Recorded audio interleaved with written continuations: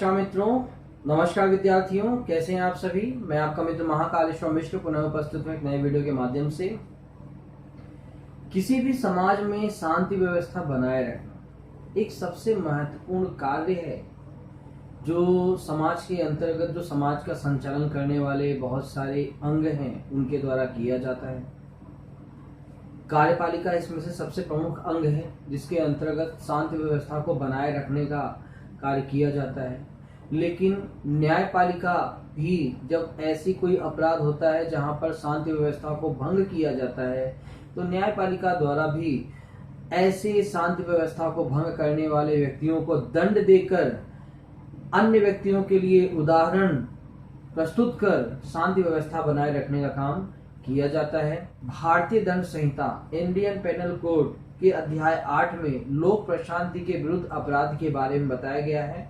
Offence against public tranquillity, यह जो अध्याय है ये सेक्शन 141 से स्टार्ट होता है और 160 तक चलता है और इसी के अंतर्गत 141 में सबसे प्रमुख अपराध को डिफाइन किया गया है अनलॉफुल असेंबली, विधि विरुद्ध जमाव। इसी को हम आज समझने का प्रयास करेंगे। तो उम्मीद करता हूं कि आप मेरे वीडियो को देखते समय पेन कॉपी लेकर के बैठेंगे, तो इससे फायदा ये होगा कि जो मैं इंपॉर्टेंट फैक्ट्स बताऊंगा आप उसको नोट डाउन कर लेंगे और इन फ्यूचर आप किसी भी कॉम्पिटिटिव एग्जाम में उनको यूज कर सकते हैं। अब अनलॉफुल असेंबली जो सेक्शन 141 में डिफाइन किया गया है, यदि आप उसको देखें तो 3 प्रकार के आवश्यक तत्व वहां पर बताए गए हैं। पहला आवश्यक तत्व बताया गया है कि अनलॉफुल असेंबली में कम से कम 5 या 5 से अधिक व्यक्ति होने चाहिए। ठीक है ना, कम से कम 5, अधिकतम 5 से ज्यादा भी हो सकते हैं, यानी मिनिमम 5 होने चाहिए। मैक्सिमम 10 हो सकते हैं, 25 हो सकते हैं, 50 हो सकते हैं, 100 हो सकते हैं, मैक्सिमम कितने भी हो सकते हैं, पर मिनिमम 5 होने चाहिए। क्या 5 से कम व्यक्ति अनलॉफुल असेंबली क्रिएट कर सकते हैं? तो इसके संबंध में एक बहुत अच्छा केस है, अच्छे लाल versus state of Uttar Pradesh. इस केस में माननीय सुप्रीम कोर्ट ने कहा कि 5 से कम व्यक्ति अनलॉफुल असेंबली को क्रिएट नहीं कर सकते हैं। दूसरी बात की अनलॉफुल असेंबली के लिए जरूरी नहीं है कि 5 या 5 से अधिक व्यक्ति एक साथ ही इकट्ठा हो सकता है कि वो अलग अलग ओकेशन या अलग अलग कारणों से एक जगह इकट्ठा हुए, लेकिन बाद में जाकर के उनका जो उद्देश्य है वो यदि एक हो जाता है तो अनलॉफुल असेंबली मानी जा सकती है। कुछ ऐसा भी समझ लीजिए कि कई बार कुछ सदस्य इसलिए जुड़ जाते हैं देखने के लिए कि यहाँ क्या हो रहा है, लेकिन उनको पता चल गया कि इस पर्टिकुलर जो सभा है, ये जो लोग इकट्ठा हुए हैं वो कुछ ऐसा काम करने वाले हैं जो अगेंस्ट द लॉ है, यानी विधि विरुद्ध है, और ये जो असेंबली है ये अनलॉफुल असेंबली में कन्वर्ट होने वाली है। लेकिन उसके बावजूद भी यदि वह व्यक्ति उस असेंबली में बने रहते हैं तो वह भी अनलॉफुल असेंबली के सदस्य मेंबर माने जाएंगे और उनके ऊपर भी अनलॉफुल असेंबली के अकॉर्डिंग अपराध अधिरोपित किए जा सकते हैं। तो ये पहला आवश्यक तत्व है।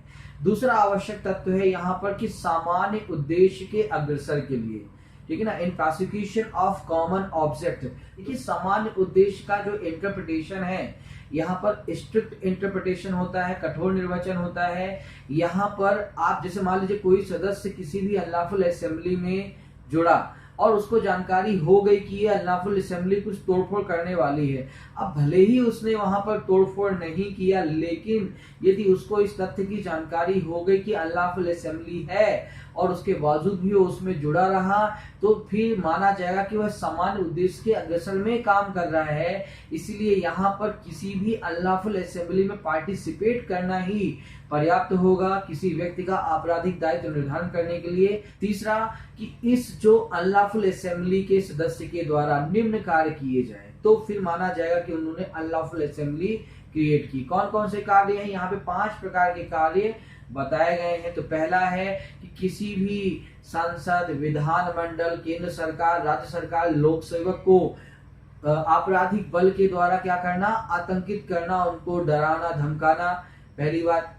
दूसरा, न्यायालय के निर्णय या आदेश की एक तरह से अवज्ञा करना, उसको रिसिस्ट करना, प्रतिरोध करना, यह अनलॉफुल असेंबली मानी जाएगी। तीसरी बात, कहीं पर 5, 10, 15 लोग मिलकर के दृष्टि या आपराधिक अत्याचार का अपराध कर रहे हैं तो फिर ये अनलॉफुल असेंबली मानी जाएगी।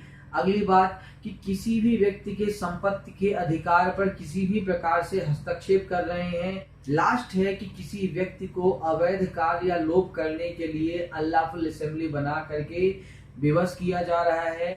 जहां पर अनलॉफुल असेंबली कॉन्स्टिट्यूट हो जाती है, विद्युत जमा गठित हो जाता है, तो ऐसे अनलॉफुल असेंबली के अगेंस्ट दो प्रकार के उपचार प्रदान होते हैं। एक प्रिवेंटिव रिलीफ, यानी कि जहां पर अनलॉफुल असेंबली अब चूंकि गठित हो चुकी है लेकिन उसको रोकना भी जरूरी, उसको डिस्पर्स करना, तितर बितर करना जरूरी है, नहीं तो वह किसी बड़े अपराध की ओर अग्रसर हो जाएगी। और दूसरा कि एक तरह से अनलॉफुल असेंबली यहाँ पर क्रिएट हो चुकी है, यानी कि उन व्यक्तियों के द्वारा, यानी अनलॉफुल असेंबली के मेंबर्स के द्वारा एक अपराध यहाँ पर कमिट कर दिया गया है, तो इसके लिए भी उनके विरुद्ध आपराधिक उत्तरदायित्व बनता है।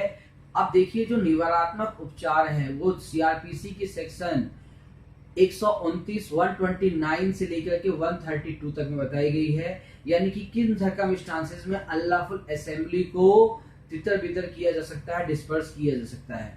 तो सेक्शन 129 कहती है कि जहां कहीं पर भी अनलॉफुल असेंबली क्रिएट हो चुकी है वहां उस पर्टिकुलर क्षेत्र का कोई भी एग्जीक्यूटिव मजिस्ट्रेट, कार्यपालक मजिस्ट्रेट, उस क्षेत्र का कोई भी थाना प्रभारी या थाना प्रभारी की अनुपस्थिति में सब इंस्पेक्टर या उसके ऊपर कोई पुलिस अधिकारी अनलॉफुल असेंबली को डिस्पर्स करने के लिए, तितर बितर करने के लिए डिस्पर्सल ऑर्डर जारी कर सकता है। और ऐसी अनलॉफुल असेंबली को सिविल बल, सिविल फोर्स के यूज के द्वारा डिस्पर्स कर सकता है, तितर बितर कर सकता है। सिविल बल का मतलब यहाँ पर यह होता है कि लठधारी पुलिस का प्रयोग यहाँ पर किया जाएगा, होम गार्ड जवानों का यहाँ पर प्रयोग किया जाएगा। इसके बाद धारा 130 कहती है कि जब अनलॉफुल असेंबली बहुत घातक हो जाए, हिंसक हो जाए, यानी कि बहुत डेंजरस हो जाए और उनके द्वारा किसी भी प्रकार से वायलेंस को यूज किया जाने लगा हो, तो ऐसी सर्कमस्टांसेस में आप इस प्रकार की अनलॉफुल असेंबली को डिस्पर्स करने का जो कार्यवाही है हाईएस्ट रैंक के एग्जीक्यूटिव मजिस्ट्रेट के द्वारा की जाती है। तो जनरली जिले में वो हाईएस्ट रैंक का एग्जीक्यूटिव मजिस्ट्रेट डिस्ट्रिक्ट मजिस्ट्रेट कहलाता है, उसके द्वारा कार्यवाही की जाएगी। और यदि हम सब डिवीजन की बातचीत करते हैं तो वहां पर हाईएस्ट रैंक का एग्जीक्यूटिव मजिस्ट्रेट कहलाएगा एसडीएम, सब डिविजनल मजिस्ट्रेट। तो उसके द्वारा इस प्रकार की अनलॉफुल असेंबली को डिस्पर्स करने का आदेश जारी किया जाएगा। अब मान लीजिए कि कुछ ऐसी सर्कमस्टांसेस उत्पन्न हो गई कि किसी भी प्रकार के एग्जीक्यूटिव मजिस्ट्रेट से संपर्क नहीं हो रहा है और किसी भी क्राइम स्पॉट पर जहां पर अनलॉफुल असेंबली क्रिएट हो चुकी है पुलिस ऑफिसर्स पहुंच चुके हैं, तो ऐसी कंडीशन में वो क्या कर सकते हैं कि यहाँ पर कोई तात्कालिक आदेश जारी कर सकते हैं। पर ऐसा कौन पुलिस ऑफिसर कर सकता है कि सशस्त्र बल का, यानी कि जो आर्म फोर्स होती है, आर्म फोर्स का कोई भी कमीशन्ड ऑफिसर या फिर कोई भी गजिस्टर्ड ऑफिसर, राजपत्रित अधिकारी यहाँ पर कार्यवाही कर सकता है। सामान्य बोलचाल की भाषा में कमिश्नर ऑफ पुलिस, एसपी या डीएसपी के द्वारा यहाँ पर कह सकते हैं कि डिस्पर्सल ऑर्डर जारी किया जा सकता है और अनलॉफुल असेंबली को डिस्पर्स किया जा सकता है। लेकिन इनके द्वारा लगातार एग्जीक्यूटिव मजिस्ट्रेट से संपर्क करने का प्रयास किया जाएगा और जैसे ही संपर्क हो जाएगा तो आगे क्या कार्रवाई करनी है उनके डायरेक्शंस के अकॉर्डिंग यहाँ पर उसको कंप्लीट किया जाएगा। तो ये अनलॉफुल असेंबली के संबंध में यानी कि प्रिवेंटिव रिलीफ है। जब अनलॉफुल असेंबली का अपराध गठित हो चुका है, क्रिएट हो चुका है, तो स्वाभाविक बात है कि अब यहाँ पर दांडिक उपचारों को भी शामिल किया जाएगा। कोई भी व्यक्ति यदि अनलॉफुल असेंबली का सदस्य होता है तो सेक्शन 143 के तहत उसको 6 माह की सजा या जुर्माना या दोनों से दंडित किया जा सकता है। कोई भी सदस्य यदि अनलॉफुल असेंबली यानी अनलॉफुल असेंबली के दौरान डेडली वेपन्स, घातक आयुधों का यूज करता है तो 2 वर्ष की सजा, जुर्माने या दोनों से दंडित किया जा सकता है। सीआरपीसी की सेक्शन 129, 130, 131 के तहत यदि एग्जीक्यूटिव मजिस्ट्रेट या पुलिस ऑफिसर के द्वारा डिस्पर्सल ऑर्डर जारी कर दिया गया है, तितर बितर आदेश जारी कर दिया गया है, उसके बावजूद भी यदि कोई व्यक्ति उस अनलॉफुल असेंबली का सदस्य बना रहता है तो अनलॉफुल असेंबली क्रिएट करने के लिए चार्ज तो उसके ऊपर लगेगा ही लगेगा, लेकिन आदेश की अवज्ञा का चार्ज भी उसके ऊपर लगेगा। तो जैसे मान लीजिए किसी व्यक्ति ने अनलॉफुल असेंबली क्रिएट की और बाद में उसकी आदेश की अवज्ञा की तो 143 के साथ साथ 145 का भी चार्ज उसके ऊपर लगाया जा सकता है। तो इस प्रकार से मैंने बहुत ही सिंपल तरीके से अनलॉफुल असेंबली विद विरुद्ध जमाव को बताने का प्रयास किया है।